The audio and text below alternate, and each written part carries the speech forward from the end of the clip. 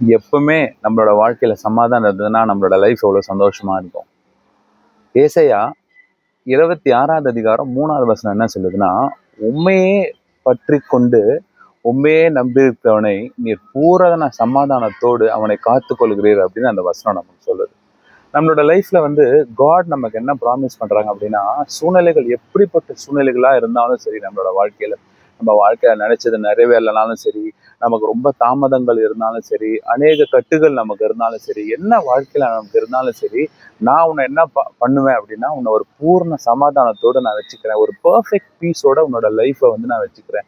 எது உன்னோட வாழ்க்கையில நிறைவேறனாலும் சரி, நான் உன்னை சமாதானத்தோடு காத்துக்கிறேன் அப்படின்னு காட் இங்க ப்ராமிஸ் பண்றாங்க. அவரை நம்பி இருக்கிறவங்களை பூரண சமாதானத்தோடு அவர் பார்த்து கொள்றாரு. பைபிள் இன்னொரு வசனம் என்ன சொல்லுதுன்னா, அவரை நோக்கி பார்த்தவர்கள் யாரும் வெட்கப்பட்டு போறதில்லை அப்படின்னு வசனம் சொல்லுது. அவரை நம்புவோம், நம்ம அவரை பூர்ண சமாதானத்தோடு அவர் நம்மளை காத்துக்கிறார்.